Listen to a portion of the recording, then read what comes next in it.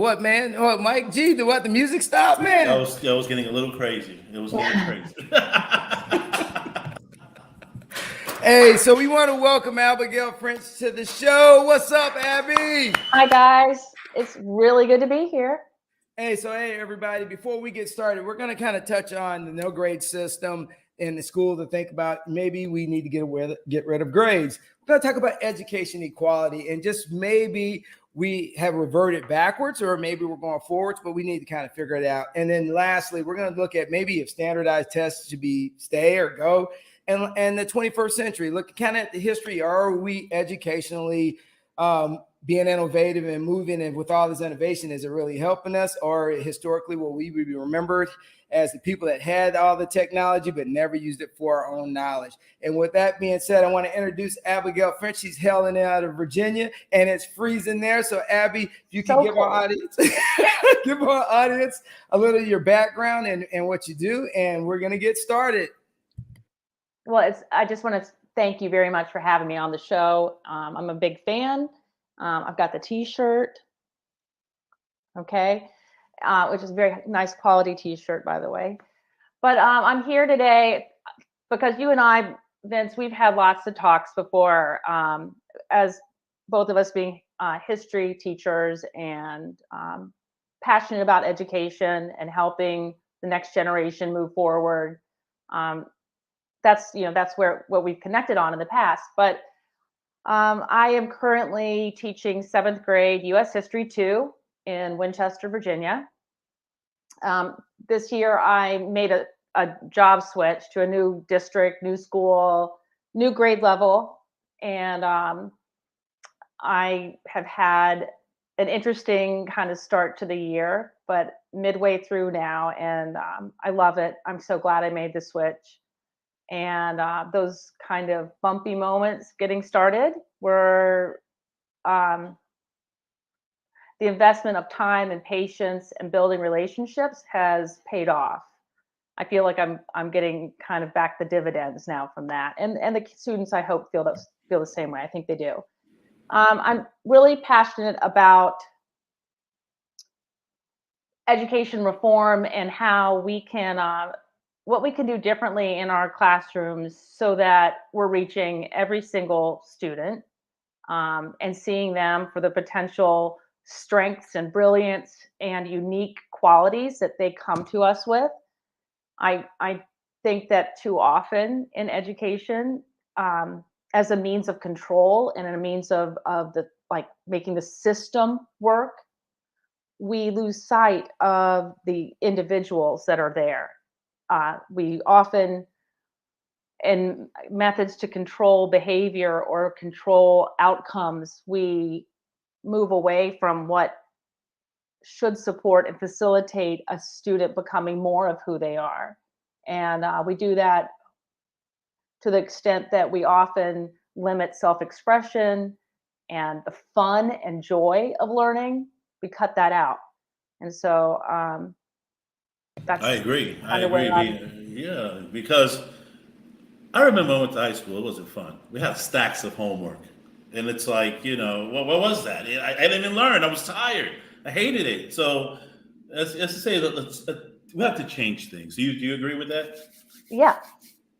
I think back, like a lot of times when I reflect about what kinds of learning is most powerful and where motivation comes from with students, it's never from someone else, saying, I want you to get excited about this. I mean, we do say that, but it doesn't really happen intrinsically like that. If you go back to like watching a child, like a young child play, building a fort, building a sandcastle, playing with Legos, and then you start asking a bunch of questions and getting in the middle of it, or even if they feel like you are somehow evaluating them in some sense, or telling them what to do, they often shut down. They'll just stop doing what they're doing because it's coming from within them. And so how do we as educators tap into that kind of brilliance and creativity in a child, or now students, within the classroom setting or school setting? And I think we do that by creating partnerships with students, letting students lead their learning. Well, And I'm sorry. Go ahead. no, I just, like, instead of making them fit the curriculum, what about the curriculum fitting them? Yeah, and you made a great point, because we were talking before the show, and we're talking about standardized tests. And I told you that after me and you had a conversation about a couple of weeks ago, I actually addressed my students and I said, listen, what if we had to get rid of standardized tests and everybody had to kind of do a different merit on to get into college? The pushback from my students that are in the 10% of top excel, those that in the 10% that excel, were totally against getting rid of standardized tests. However, we know, and this is the data has proven, that everybody is not a good standardized test taker, but yet we put that benchmark on students to carry them to the next level of what school they get into or how they're perceived due to the test. So I just kind of, from Abby, from your standpoint, what's your perspective? Because we have more students now that we identify have learning disabilities. And now, and I'm not talking massive learning disabilities, but just the way they process information. How do you think that, we can improve or kind of fix those things going forward? Well, I think, like, the whole standardized testing, whether it's the testing for college entrance, or whether it's the state standardized testing, I know there's a need for data. I get that.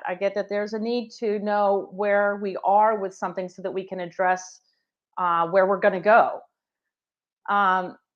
But so much of those are very inequitable forms of assessment. They, I guess, for the student that has the means for tutoring, or for parents at home, or systems of support that can help them prepare for these, that help them, if you're talking about elementary school children, that have proper nutrition and good night's sleep, and people that are there making sure that happens. If all the conditions were the same, I still think the assessments would be not really worth that much, but at least they would, there would be more of an equitable outcome. But the way that these are designed are more harmful than they are positive or accurate at giving us an actual representation of learning.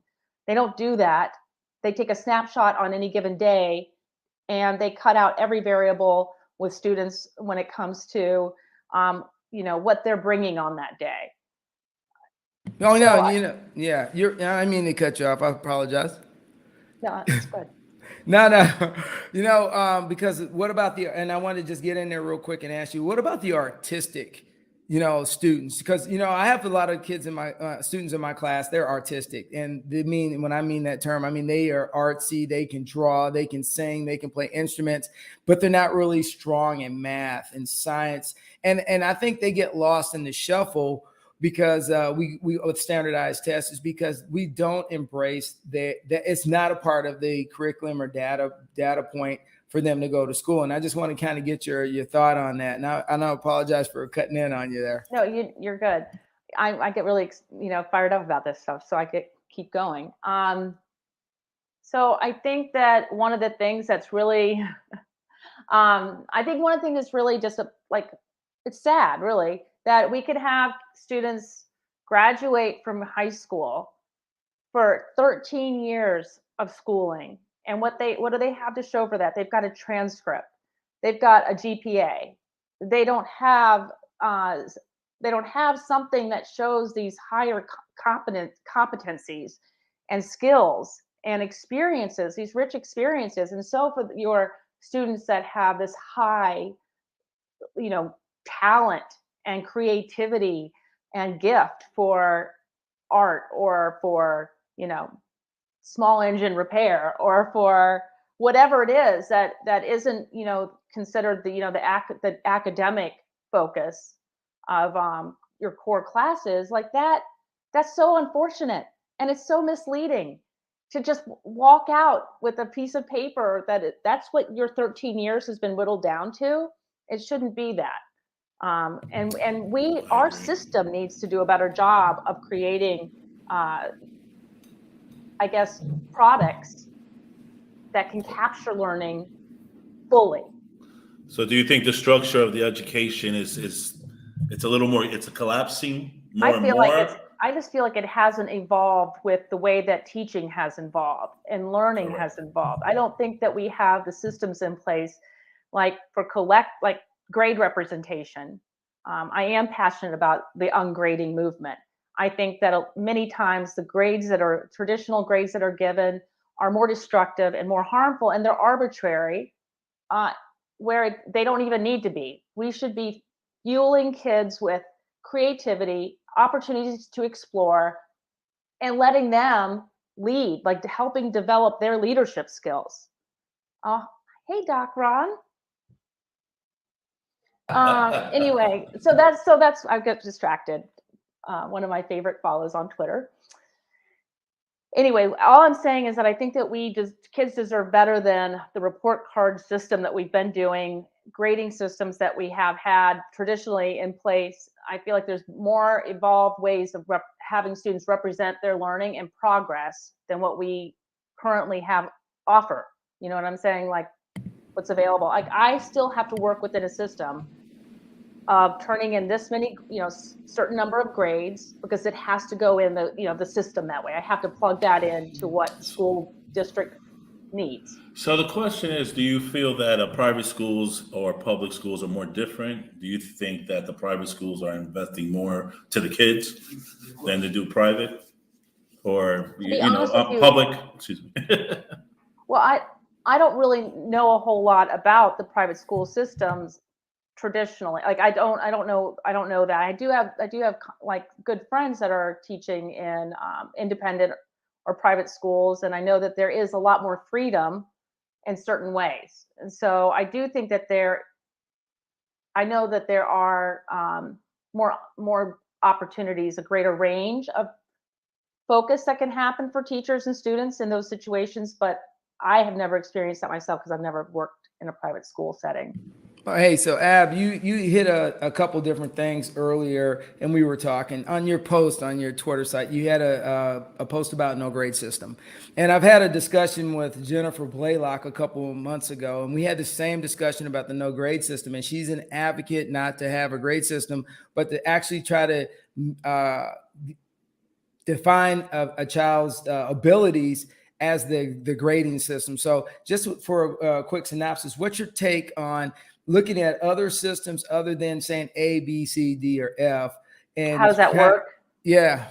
Okay. Well, okay. So one of the things I think that is really effective, much more so than me giving a child an A, B, C, or whatever, or a grade or a point or some number, is teaching children how to be self-assessors.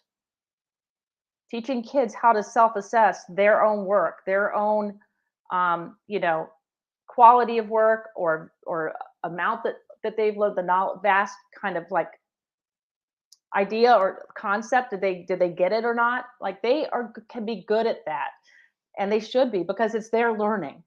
And so I think students as self-assessors, that's one of the areas I really work in developing with my 7th graders.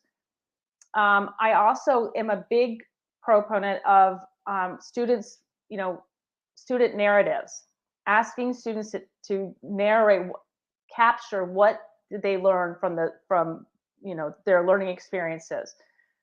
When I was teaching Reconstruction, I wanted to know if my kids got that. And I asked for a narrative. I asked them to write a narrative about what they've learned, and I looked for key components in that. But I also wanted them to self-assess that. And so that's one thing I loved. I think it's so powerful, is when I turn the kids, turn it over to them, like, well, you're going to assess yourself. And they're like, what?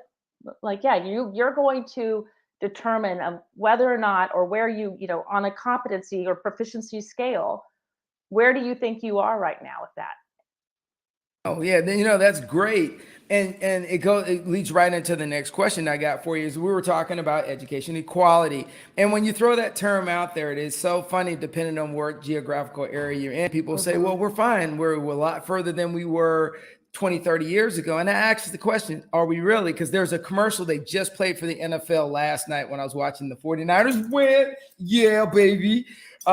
They showed a commercial and they were talking about the lack of education equality, and that the NFL is actually getting involved in trying to help get schools that are in areas like Detroit, schools that are in areas like Louisiana that have low bandwidth, not 5G, Right. and they don't have nuclear families. They have the single parent. They have the foster kid. So you might take my question to you is, what do you see, and what are some of the things you think we could do better to get to education equality, Abigail? Well, I think that technology is a huge way to address inequity, the inequities that are there, and by teaching students skills with technology, skills with how to use it, how to create and produce things using technology, is a great equalizer. But one of the things that the pandemic did that we know, I mean, we all know this, that one of the areas that 22 months ago that it was exposed, is that there were so many families in our district and in our communities that did not have access to the internet, or didn't have devices that they could rely on, Yes. that were in working conditions, so that students could, I mean, not only could they get information, families needed to get information, but students could have remote learning experiences. And so, and it's appalling to realize that up until that point, March 2020, that we didn't have a better handle on that we were rolling out these one-to-one device programs in these school systems with families that didn't have any way to utilize them. Yeah, but technology illiteracy. So, I mean, so you touch on a key thing. Let's talk about technology literacy. We really found out during the pandemic how illiterate a lot of people were when it came to technology, as in just, working with systems, because it was assumed that everyone knows how to turn on a laptop. Everybody has a home computer. And then what we found out is, and I got to watch it firsthand, is that people that live in depressed areas or socially economically challenged areas, they don't have the iPhone or the Macintosh or all those cool gadgets in the house for technology. And for some reason, I think as a society, we were kind of naive, thinking that, oh yeah, everybody's on the same playing field, So what's your thoughts on that? Well, I mean, like I was saying, I mean, schools have done a really good job in wanting to get devices into the hands of their students, but did they have Wi-Fi at home to be able to utilize that? Right. So that was a big thing. And I think that exposed that, and it's been a positive. I mean, not that it's without challenges. It's still without challenge. There's still families that don't have access to the internet, and that's almost like it should be like a human need, because of all kinds of reasons, because of safety and information that people need. But so expose that, and I think we are tackling that, and I think there's also been a lot of partnerships with community resources to tackle that problem. So it's not just the schools, but it's not just the communication companies. It's people working together, and certainly we saw that come together to feed students during the pandemic. The schools became the hub. You and I talked about what role do schools have. Is it different now than it was in the 1920s or 1940s? But more and more in today's 2022, that schools are the hub for all kinds of resources and services provided to students, whether it's special ed services or, go ahead. I'm sorry, Mike. No, that's fine. It's just I'm getting into it now. I'm like, wow. So it's just the main fact. Who are we to blame now? Who are we to blame for all this shortcomings of technology, shortcomings of stuff that was supposed to be ready for We never know what might happen. Tomorrow, everybody be home at school or at home. Hey, this was like who fell short, do you think? Well, I don't know who necessarily, like, I just think that a lot was exposed, a lot of need was exposed during this pandemic, and how it's not really about blaming from the past, but how do we go forward now so that now that we know, and we have to do better by our families, by our communities. And it does need to fall on the shoulders of, I think, multiple public services. Yes. And public education is one of them. We are filling the need in a lot of ways, in a lot of different roles for our families and our students. Oh yeah, but as we go on forward, you said the key thing. Oh, so here's the historian in me, and you know how it is. We should learn from our past, right? So hey, there was a couple quotes I had thrown up there from Martin Luther King. We won't make our history. You're part of your history as you evolve. So there's so many things that we should have learned. So now I think educational systems need to build budgets. I think we cut education is like one of the first things cut at the government, at the federal level. And then when you cut into education, you don't have the resources. Honestly, I think the pandemic woke us up that education is not something that we need to keep cutting, but we actually need to make it evolve. Invest, right. That's a great word. We should really be investing in our next generation. And I struggle as a historian all the time is that the lack of investment we have in young people, but unless they live in an affluent area. And I just don't know how we get there. Go ahead. That's something that's so upsetting and frustrating, that the amount of, since we fund education with property taxes, which is so problematic, because depending on your zip code depends on whether or not you have money for investing in schools and infrastructure and programs and resources. And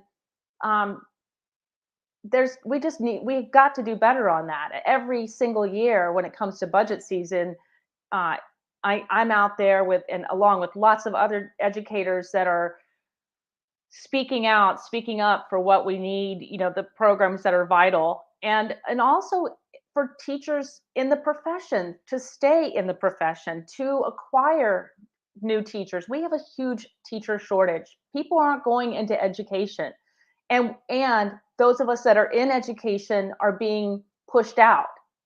One, because the cost of living doesn't match the way we are paid, and two, because so much is demanded of teachers, and we're the first to get blamed for when problems are exposed. And so why would professionals want to come into a system where there's often very little thanks and the pay is so inadequate? I like that.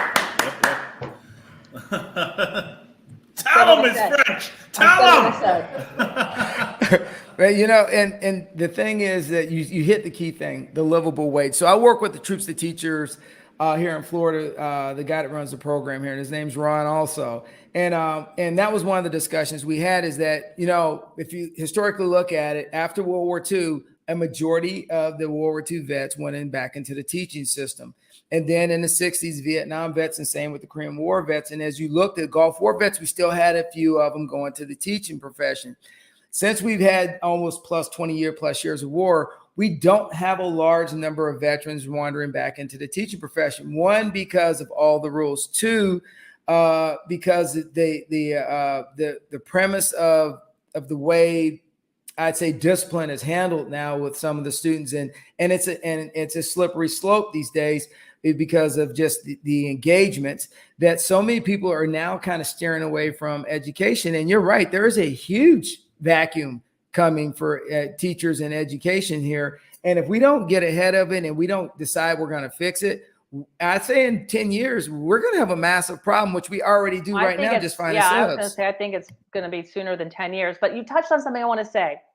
You talked about discipline, and I want to go back to the pluses for when you turn teaching and learning, when you make it a student and teacher partnership, and you invite students to be like the leaders of their own learning, and they're self-directing, and it takes a while because they've been told what to do for so long that it's really uncomfortable for kids in the beginning to be like, well, what do you want to learn about? Or how do you want to show me your learning? They want a step-by-step process to follow instead of turning on those innovative, creative skills and thinking of their own.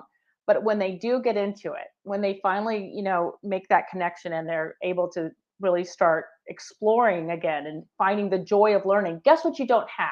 Guess what you don't have when you're not trying to make students do everything you want them to do and you start letting them lead? Well, you don't have discipline problems. You're not classroom managing, you're classroom leading. And that is the difference. And it's so compelling. And as a teacher, yes, you have to give up some of that control. But what you get is actual learning and excitement and joy. And it's a different feel. It's a different feel. And that's addictive, by the way. That feel, you'll chase it once you get it, because that's real learning going on. That's you're on point, because you touch on critical thinking, and I hate that term because it has become like this buzzword that we've used in education when we really need to give kids freedom of thought. And so lately in my classes, I give them the lesson, and then I say, hey, come up with whatever. And they say, well, how many sentences do I have to have, or how many of this? I said, look, I was gonna ask that. I was like, go as far as you think what it looks right. I said, but make sure you answer the question. Make sure that you capture the question, you answer it with an articulate manner. And then some of them are like, wow, and so we work on I have different projects I use different terms. But with the one thing that I wanted to say was, you're absolutely right. The more freedom I give them to create their products, and sometimes some of them actually use artwork, and they say, are you going to count off because I didn't write as much as I drew? And I'm thinking to myself, you were creative. You used it. There's no single way to learn. So I love the way you've just framed all of that about, students having a little bit of freedom to just keep going. So what kind of groups and are you mentoring? What kind of foundations or educational programs are you working with right now before we get here to wrap up here? I'm not sure I know how to answer that. Well, what do you mean? I mean, like, are you like spearheading any groups? Because I see you all the time on social media, on podcasts for different subjects. So are you working with any major projects or anything right now? Different things I've had going on recently. I've been doing a lot of presenting recently with some of my emerging leaders through ASCD, different people, but it's been an awesome experience. We've been kind of making a circuit of different state affiliate ASCD chapters. So like New Jersey, New Hampshire, Virginia, Washington State coming up, presenting on a couple different things. And those topics that I have had the good fortune to collaborate on have been about using performance assessments over traditional grading systems, right, or assessments. I've also presented. One of my favorite things I did recently was with Virginia's State Teacher of the Year in 2021, Andrea Johnson. We teamed up together at the local state BSACD conference and presented on our walk to visible equity in our classroom as two middle-aged white teachers. What do we need to do to make sure that we are reaching all of our students? And it wasn't that we were experts. It was more, what experts do we go to help inform us? That's and it was really powerful. No, and that's what I like about you. But before we get out of here, me and Mike were talking, and I told him that you actually have another job, and that it's a top secret, and that you are a snake whisperer. Well, I think I'm more of a snake rescuer, but yeah. 'Cause I saw this right here. I was like, "What's going on here? Look at that, braver than me. I wouldn't do that. What? Well, what? No." That snake was just hanging out, doing her own thing, and the neighborhood kids were playing right past me. There's like a pine area, and that snake was just doing her thing, not bothering anybody until the kids started playing there. And then, people were running to get like shovels. Yes, to take care of that snake. And so I ran down there as fast as I could. That's good. My daughter came and got me because she knows I would have died myself if that had happened. So I ran down there, and I was actually barefoot at the time, caught the snake, and then relocated it. And so it's a little bit like, if you move a turtle out of the road. I just moved the snake out of harm's way. But now, hold up. Abigail, you funny, because I seen you in another video on Instagram. You out walking and you just stopped and start playing with a snake. So, I like how you just played that off. And, you're so political. You could have been a general. Right? Ask my 4 kids. They might call me general. No, I'm kidding. Hey, well, that's all right, because when you become a grandmother, you can be like my mom. She runs around calling herself General Mom now, and not a grandmother. Yes, not a grandmother, General. Not I like that. So, hey, we're done here. You are a great guest, and and Abigail, if you have any advice for any teachers that were listening that are going to watch this later, and for anybody coming in the system as a teacher, because you already got time served, what advice would you give them?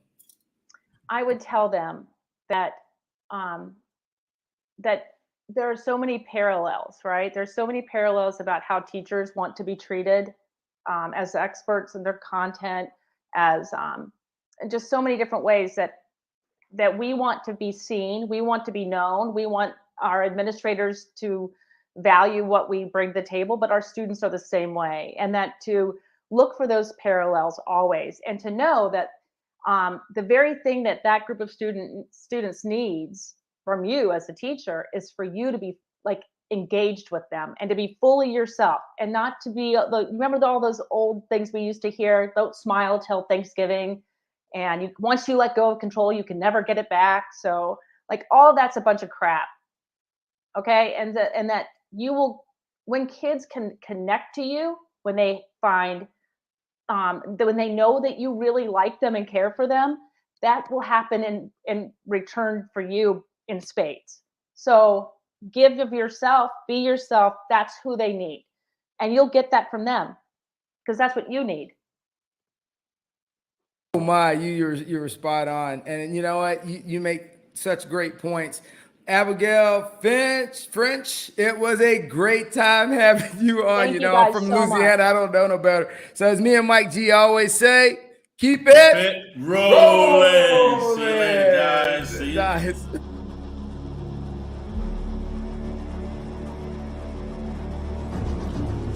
So this shirt is more than a shirt. Embrace the power. MyShopify.com.